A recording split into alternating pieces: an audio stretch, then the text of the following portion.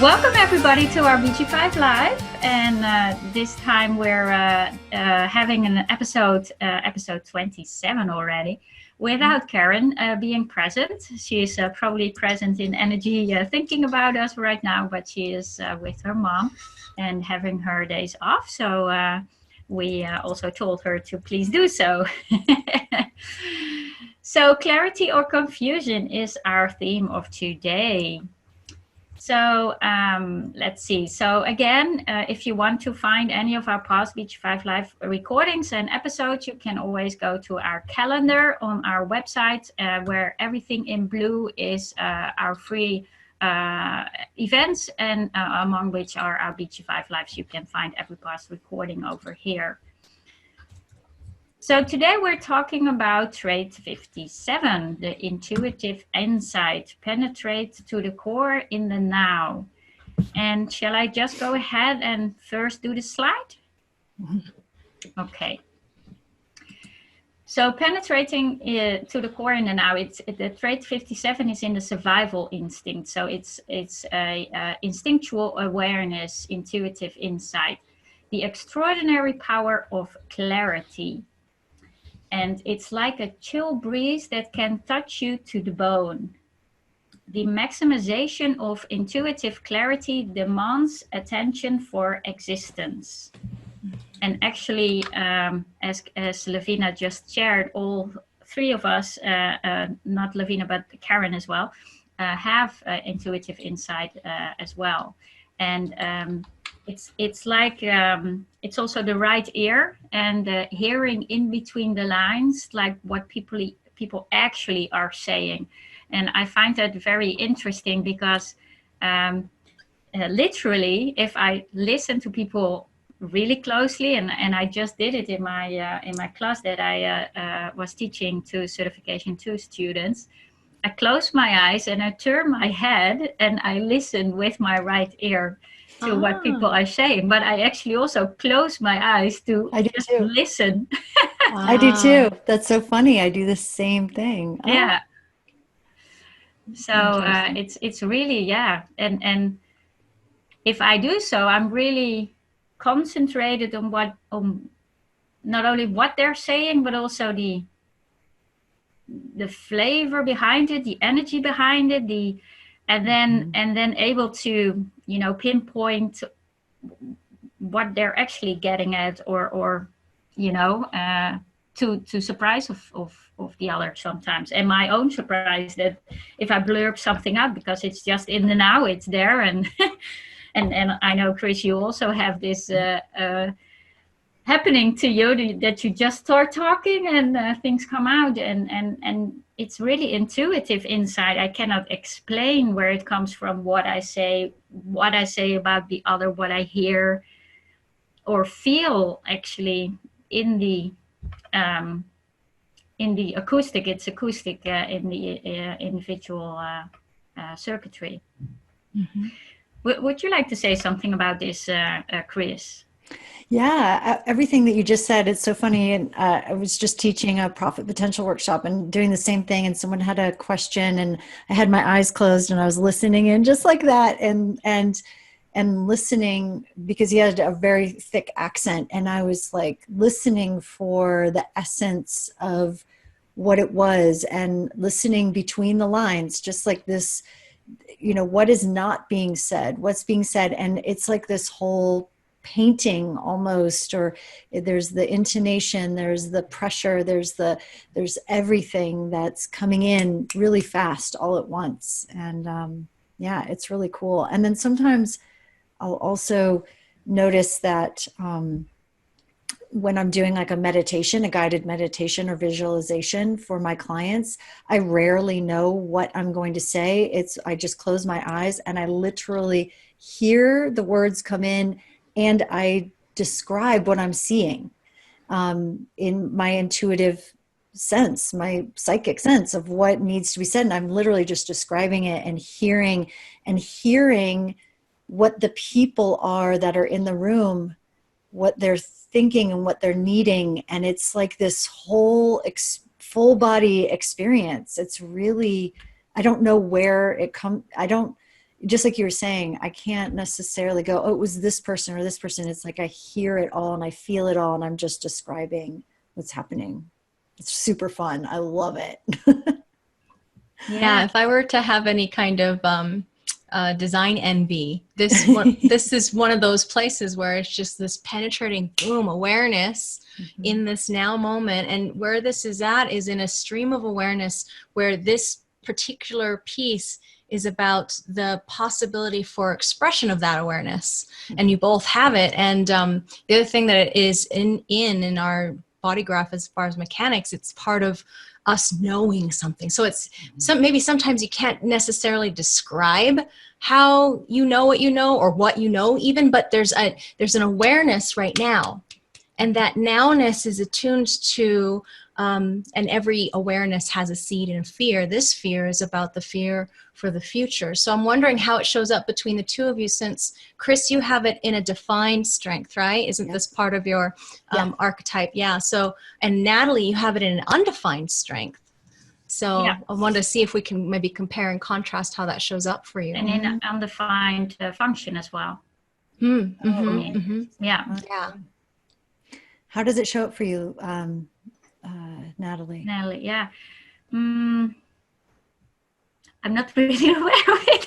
Is it unconscious? Or yes, it's unconscious. It's my unconscious core essence, or there you go. Grounding balance, one of both. I always confuse the two. But it's just there. Yeah, I don't even have words for it. Yeah, would you like to go first? Yeah, sure. So I have it. Do we have our charts by chance? Yes, we do. Yeah, let's look at them. Skip ahead a little. Yeah, that might help people to see what we're talking about. I have it in my unconscious grounding in an undefined function. And then Chris has it in her communication, in a conscious and in a strength. Yeah. So it's really interesting to me. One of the things is that when I've battled my whole life with, in some ways, knowing things, not knowing how I knew them, saying them, and then having people around me who weren't conscious in the moment, who weren't aware in the moment of what's going on, say, how did you know that? Or what are you talking about? Or that's not, I didn't say that, or whatever. And it's sort of like, well, number one, you did, but your inflection and all of the things that your whole body was saying, it gave me a ton more information than what you verbally said. I'm not just listening to the words, I'm listening to everything that goes in that. And so I learned pretty early on that trusting that was really, really tough. That it, and I didn't believe in myself. I didn't trust it. I disempowered myself with it. So the 3457, right, is an empowered knowing. And so, and then when I really started studying BG5 and studying human design even more and understanding the strength of this and going, you know what, I may know things that other people don't know yet. And just because that is the case doesn't mean that I have to dismiss what I know. And it's sort of like walking into a room where, someone else might say, oh, well, the walls are all white. And I'm like, they're white, yes, but there's also, do you see the rainbow sparkles on them? Do you see the patterns? Do you see the layers and layers of information that's in here? Do you hear the paint? Like that's how it's like for me. And it's like technicolor sometimes. And I had to understand that not everybody experiences the world that way. I love what you said about, do you hear the paint? Like to be able to visual, because your design is very visual and acoustic. And a lot of times the way that you're talking, you paint word pictures for us so that we can grasp what you're saying. And what else I heard that I wanted to point out is this awareness function where we're at right now with this trait 57 is about body intelligence. You have a very strong innate intelligence, body kinesthetic awareness of the body's form. So being able to hear if something's off, that would be something that you maybe like it resonates in your body. If maybe there's a quaver in the voice or the temperature of the air or whatever it happens to be for you. It's just like you're taking that in and you're going, okay, something's not right here. Might not be able to put my finger on it, but I can sense. Exactly. Yeah, knowing that there's something off. Exactly. And what's interesting is that if I'm working with a client who's paying me to do that, it's received in a very different way. Right. And say somebody who I'm just having a conversation with, I have learned through this, through what works and doesn't work, that I need to ask permission to say, hey, I'm just getting something. I just want to share it, see if it resonates, whatever.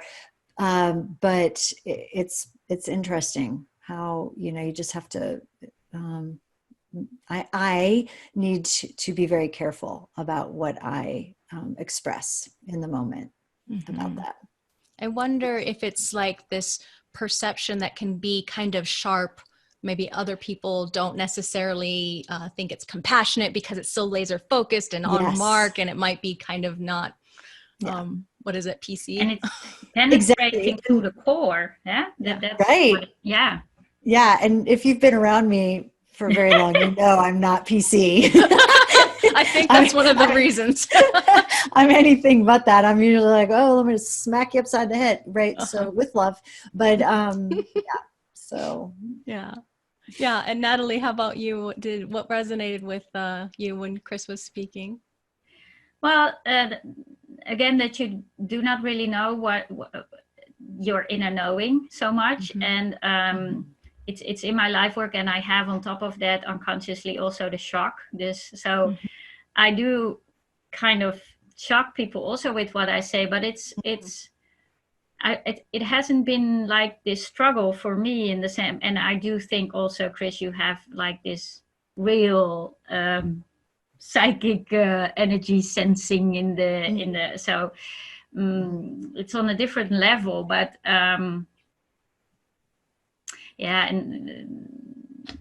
for me it's so mixed in my design that I cannot pinpoint exactly this thing in it, because my life work, all of it is about individualism and really, provoking and fighting and shocking, and then with my intuitive knowing what I hear in the now. So for me, it's so natural to also not be PC. Or what did you say, Chris? Yeah, exactly. But then again, like in class, it's a real asset to be able to listen to the students, which I really do, like, and then with all of my abilities, try to give them an answer that is logical enough for them to understand. and in that sense, my strength is also very visual, so that's how I give my answer. I really do it in the slides, in presenting it in a logical way. But listening to what they're struggling with and then wanting to help them in that sense. And Julie is asking, so this is the one that's nicknamed the bullshit detector. I believe so, right? Yeah. Well, it definitely is.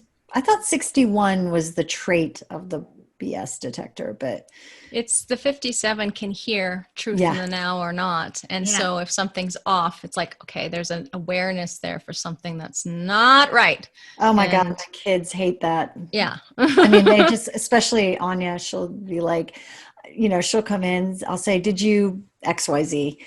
Yeah. I'm like, no, you didn't. Go back there, do it. She's like, I did. I'm like, no, you didn't. And then she goes, fine. And she'll go do it.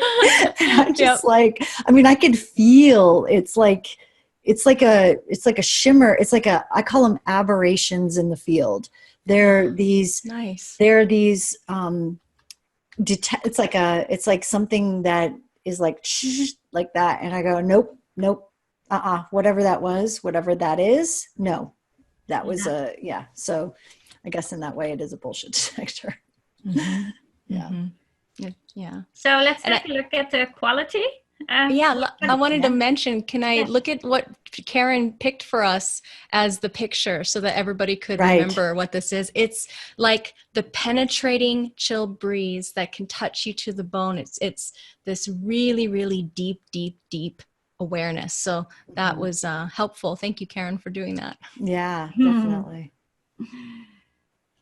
And the quality of today is clarity or confusion. Mm-hmm. So the first quality is confusion. And remember, the first line quality is always authority. So what the intuitive insight is, the elevation is the possibility of the intuition penetrating to the inner meaning, the gift of penetrating to the inner meaning that ensures timely action.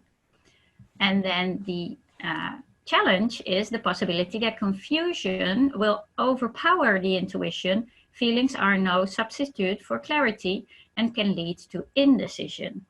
Mm-hmm. And I remember that, Chris, you had this in the elevation, and Natalie, you had either. Wondering, can you recognize that elevation, Chris? Is that how it normally shows up for you, that it leads to some kind of action? Yeah, definitely.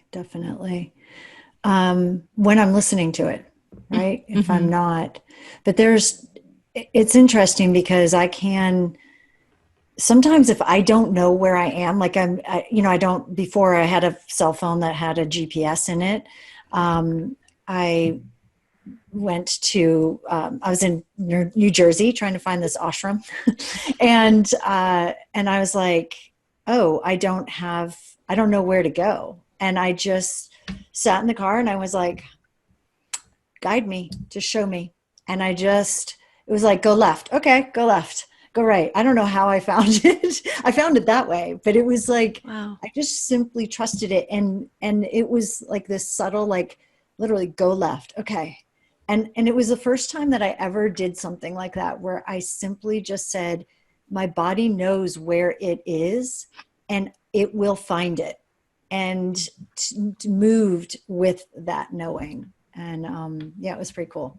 That's a really great example. And I remember way back in the day when I started doing analysis for people, a lady telling me, well, is that why I always have this strong feeling to turn left or turn right? And my kids are going, Mom, why aren't you taking us the normal way to school? Yes. It would just make her move and make her, because it's safer that way, or for whatever reason, the body just wanted to go that way. Exactly. And I do that too. Even today, there'll be times I have my well-worn path, running errands or something. And sometimes I'll just it's like, go that way. And I don't question it anymore. I just go that way. And sometimes I find out later there was a traffic jam or something. Exactly. Simply because there was a tree that the beautiful fall foliage, and it was like, oh, you wanted me to see this? Cool. Right. It's just, and I always use it as a cue to trigger me to be present, because there's usually something I'm supposed to see. There's something that I'm, supposed to experience. My body is saying, go this way. So what is it the body wants me to experience? Yeah. Interesting. So we know that Chris's design is consistent, and I'm wondering, because it's in a defined strength. So I'm wondering if you've had that experience, Natalie. Do you relate to that? Like your body just wanting to go a particular direction, and then finding out later maybe that there was a reason that you found it protected you? I'd like to say yes, but I don't know. Yeah. So this is a really great example of how vastly different. They both have it in the same line, the quality. And the interesting thing about quality one is it is about investigating. It's about getting down to the bottom, to getting to the details of things. So unconsciously, Natalie is very much a detail-oriented person. If you were to watch her in classes and, in our group meetings particularly, she's always, okay, guys, now let's focus on this. Let's get down to this, and let's make sure we've got this covered, right? She's always about this authoritative stance. And it's something that she's not aware of. But because we've said, hey, Natalie, did you know you're like this? And we love it when you're like this because this is part of who you are. She can, shine because that's part of how she shows up or actually how she grounds her ability to help us be a competitive group. Yeah. It's really, it's because I know, I live by my intuition. I do. I already did before I came to human design, but then I couldn't explain why and I think the challenge was greater when I didn't know human design. Now I trust it more, as Chris also shared. But actually pinpointing it and having examples, that's kind of elusive.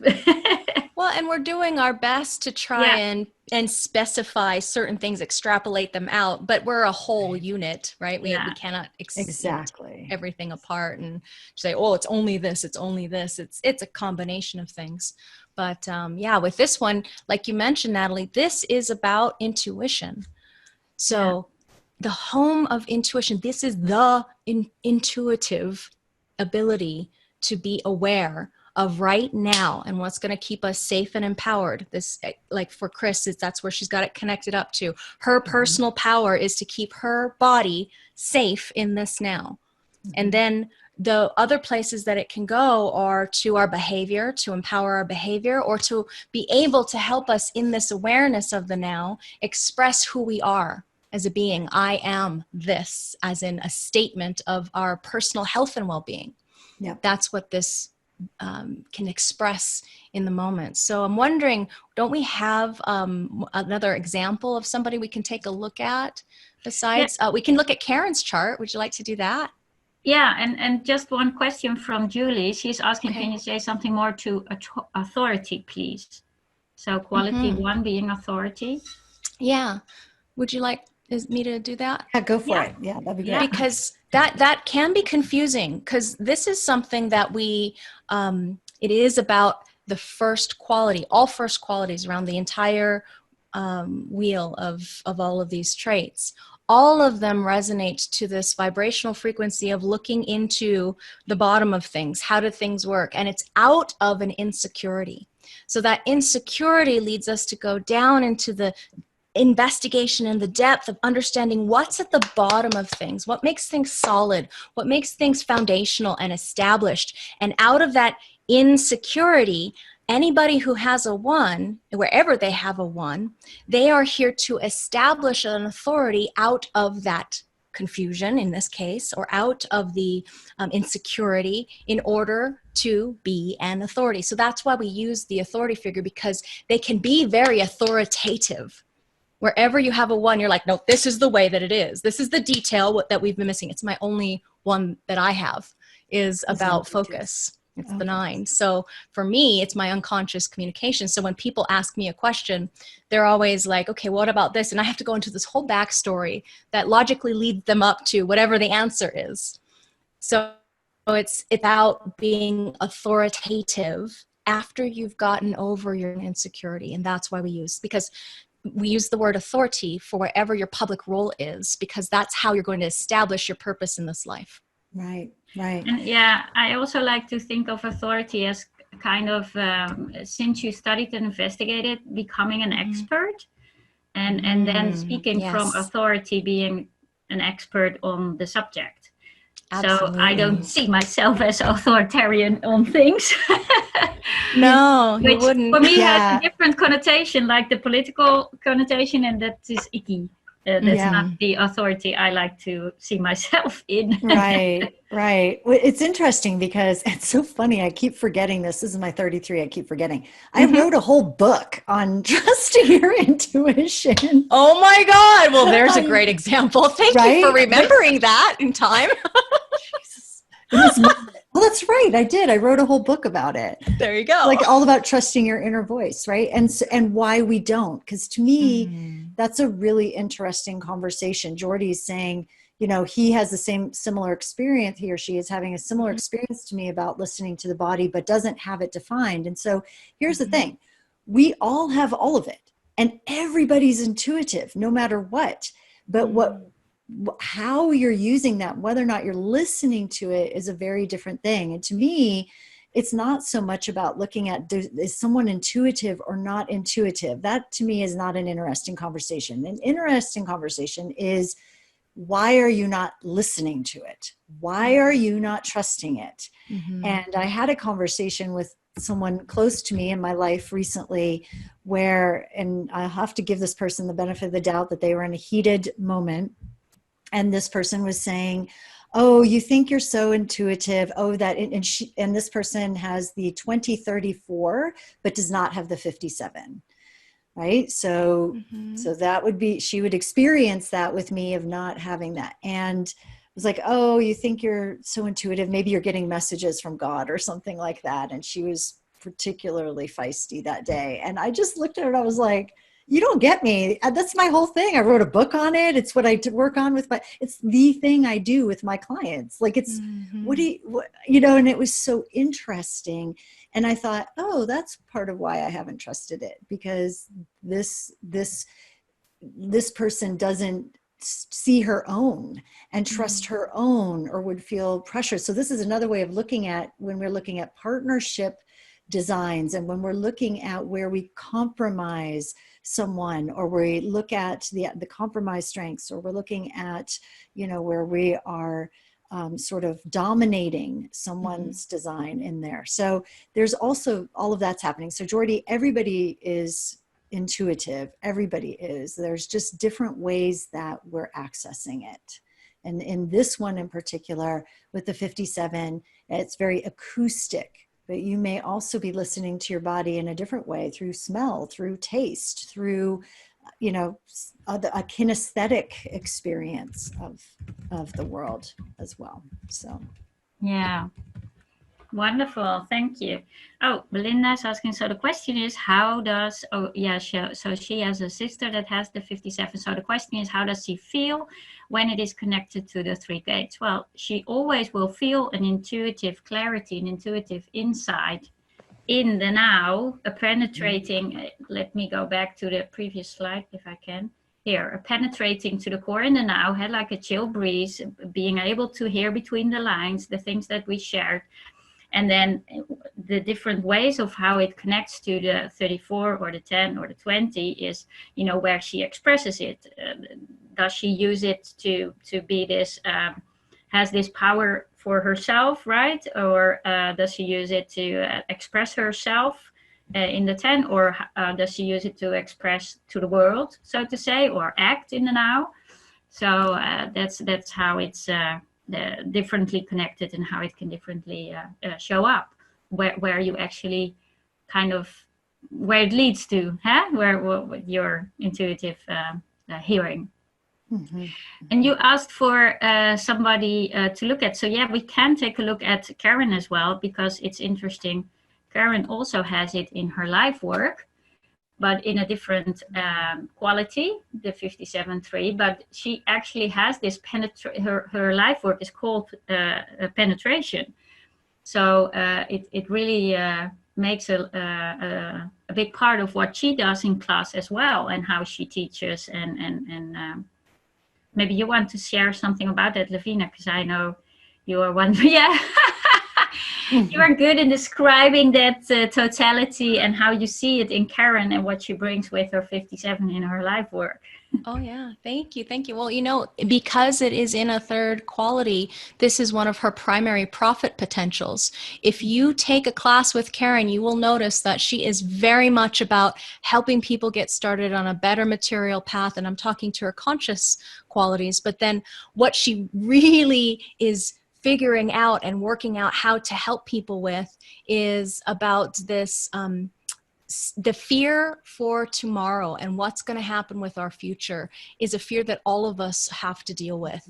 And particularly if you've got a 3 in those top 2 qualities on either side of the body graph, you're going to really resonate to that fear of what's going to happen tomorrow, fears for our future.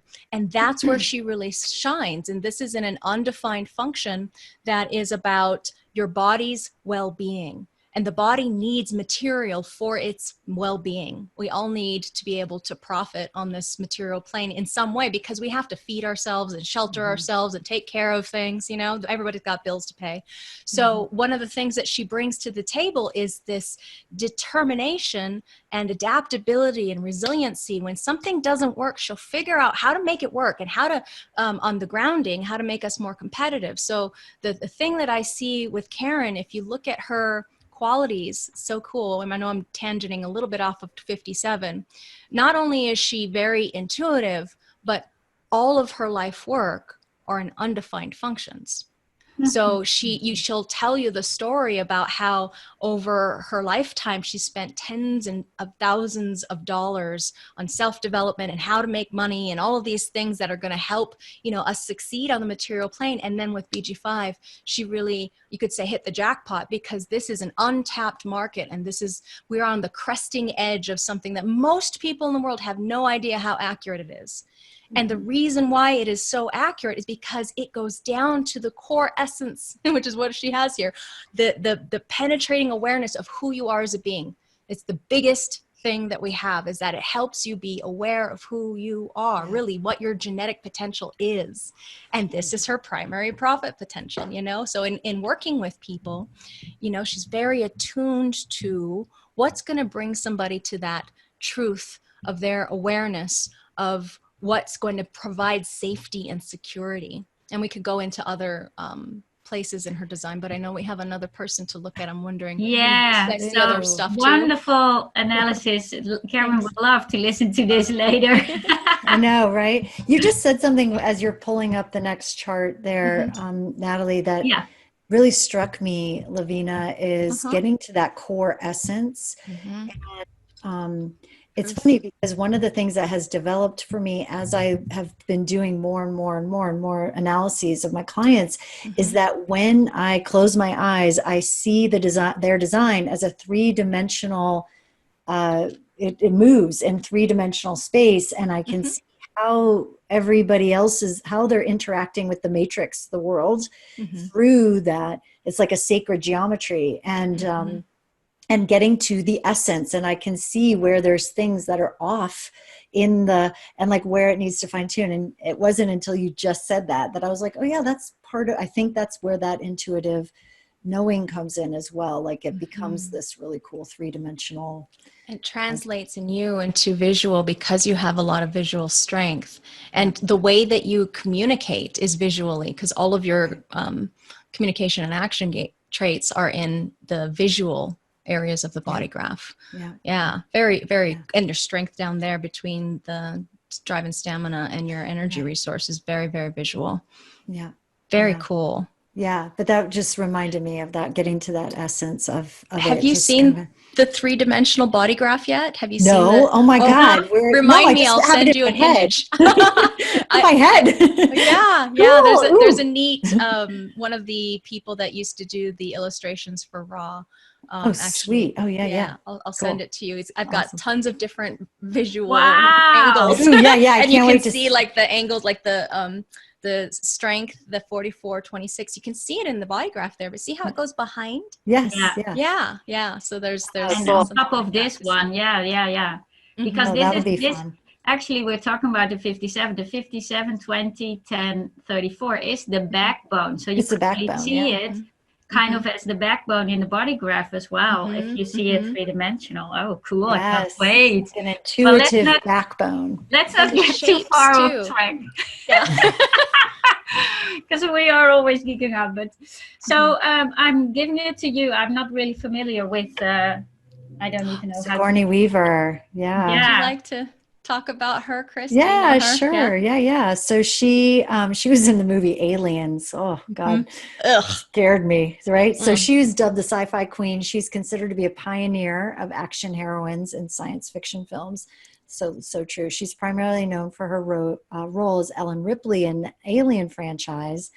And she's also won Best Actress in Drama and Best Supporting Actress for Gorillas in the Mist and Working Girl. And she also was in Ghostbusters 2, Galaxy Quest, Holes, and Avatar, and others. So she has been around LeBlanc, and so her life work theme is penetration. And it says you're highly intuitively aware and capable of discerning penetration, a clarity that guides ambition with a competitive edge toward beginning something new in order to assuage our fears for tomorrow. And what's interesting is when I think about her role in Avatar, that to me is exactly how she showed up in that role. So if you want to look at a quintessential life work theme of penetration and competitive edge, ambitious edge toward beginning something new in order to assuage our fears for tomorrow, the movie Avatar would be her best one, I think. So Wikipedia is old. What's that? Avatar's not here. Oh yes, it's here. Oh, sorry, no, it's right there. Avatar. Yeah, 2009. Yeah. It's her most recent. Yeah, so I think maybe she had another one, but yeah. Cool. And could you say something, because in order to, I don't know how to pronounce this word, assuage, our fears for tomorrow, which is interesting. Fears for tomorrow is aliens, is all of this what he is doing the movie. So, but then her role, what does her role represent in this alien world?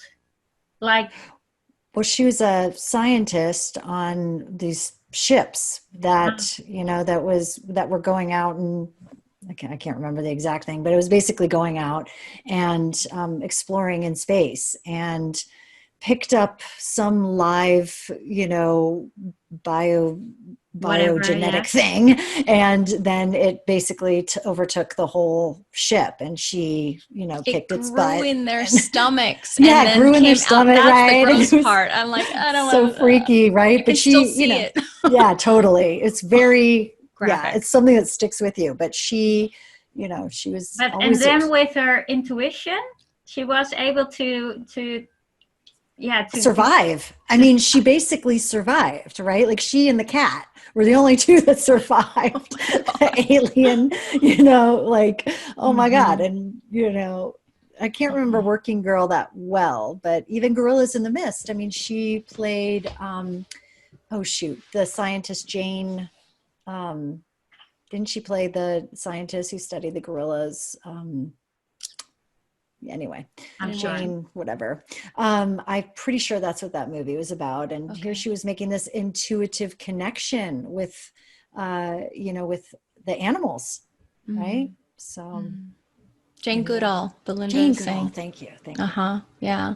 Yeah, and if you take a look at where this particular trait is in our body graph, like Natalie was mentioning, it's the backbone of what establishes our presence here in this world, because it's about survival. Yeah. This is the core of what keeps us healthy and safe, is an awareness of where the danger is, of knowing that it's time to be able to use our response or our behavior or our expression of what we're aware of in this now to help all of us be safe, because this is the possibility for expression of awareness as a trait. Yeah, very cool. Yeah. I think we've missed a couple questions. Julie is asking, life work equals unconscious design or core essence? And it's actually both. The life work is the 4. Yeah, like where Natalie's pointing right there. It's both. It's on both sides. Those two. Exactly. The top 2 traits of either side. Yeah. Together. Yeah. This is 75% of who you are your conscious core essence grounding balance, and your unconscious essence grounding balance. This is your life work, where your life work is, how do you say, described or played out, or I don't know how to put it. Yeah. Great question, Julie. Oh, thank you, she says. And Belinda also says, that's genius. Thank you, Lavina. And she said that actually when you presented Karen's design. Yeah. And Belinda says that her sister has the 57-3 also in the conscious core essence. So also the penetrating life work, but then as a 3-5 probably, or 3-6. So that's in a few days. I think, I imagine. No, that's yeah, exactly. So she's probably having her birthday real soon. Yes, 3-5. Okay. Exactly. Yeah. Exactly. Yeah. So her life work is yeah, it's the same, but you know, the way she plays her role in the public role is slightly different. Yes. Yeah. Yeah, but she has the third line within conscious. So what we were talking about, determined discoverer, and what we were sharing about Karen, that's also that's vividly true for your sister. Then again, since it's in her conscious part of her life work. Yeah, in the conscious part of her public role. Yeah. All right. Anything else before we wrap up? And doesn't look like it. Okay, so again, if you want to learn more about your design, we have the free personalized sample report that you can get on our website, bg5businessinstitute.com. And again, also you can listen to all of our beautiful, this is our 27th BG5 lives. If you go back in the calendar, and there are different other workshops and events, webinars that we did, that you can also then tune into. So it's easily to find that episodes.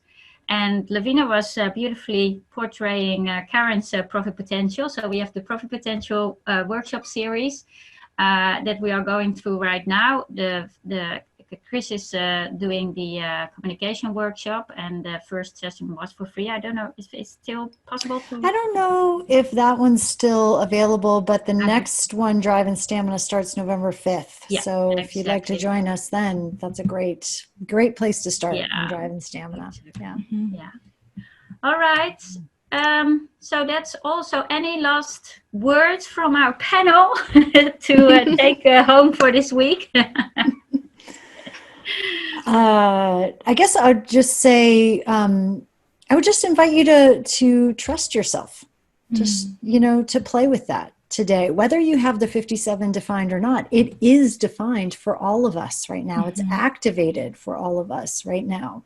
So you are going to be more attuned to it. And I was just reading my astrological report thing for the day, and it was saying, and I'm a Scorpio, so it's like you might be having unusual dreams and visions, and it might increasing psychic activity. And I thought, isn't that funny? That's what we're talking about today. So I would invite everybody to consider that may also be true for you right now. And so keep a dream journal this week.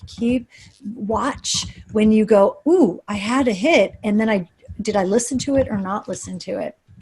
Sometimes the best way to learn to listen to your intuition is by seeing where you didn't, and recognizing what it feels like, and then what happens when you don't listen to it. And that's how I learned. And so play with that. You can't mess it up. So nice. Yeah.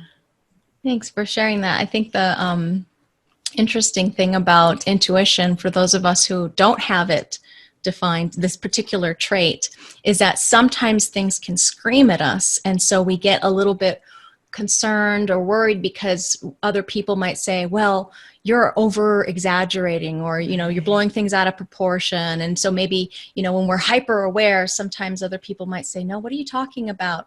Because we can get over exaggeratedly scared and in that particular function. So one of the things that for me, I know that there's an intuition there. I know I can't trust it all the time, but if I just keep going back into, well, what is my body telling me? Not from this mental headspace, but what does my body feel safe? Who does my body feel safe with? Yeah. Because sometimes we can disassociate. I know I have that in my design, but we disassociate from the body's experience because it doesn't feel safe to be at home in the body. So for those of you who maybe don't, like me, these guys have it. If you don't have this in your particular unique design, it's a wisdom potential where, like Chris said, everybody has intuition, and just to pay attention to particularly your body sensations. What is your gut telling you? If you're somebody who's a builder, what are your emotions telling you over time? If you're somebody who has the and emotional intelligence as your defining authority in your life. So to go back home to the body. Mm-hmm. Try not to let the mind and its fears rule your life. Yeah. Especially this upcoming week, because this is what we're dealing with this week. So the amplification of what's going to happen tomorrow, I better take care of this or that, and you're going from the headspace, that's the thing to watch out for this week. Yes, good. Yeah. How about you, Natalie? Yeah, you all said it. So intuitive awareness and also of your monkey mind then, to give it a name, that whenever you hear your fear for future or your fear for tomorrow, just be with it, but don't let it rule your life, and go back to your decision-making strategy. And then you may also get to the other side of the intuitive wisdom that's behind it. So. Nice. Yes. Mm-hmm.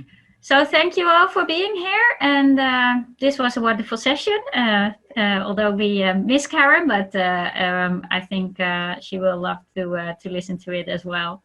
So there was one question: where can I find it? It's on the calendar on our website. So if you are on our homepage and go to the top right corner, you can see calendar of events, and then there you can go to the events, to the past BG5 lives as well. Yeah, you can sign up to be on the list also, and you'll get a Zoom invitation, and you can join us in the Zoom room as well as seeing it on Facebook Live. Those are both options too.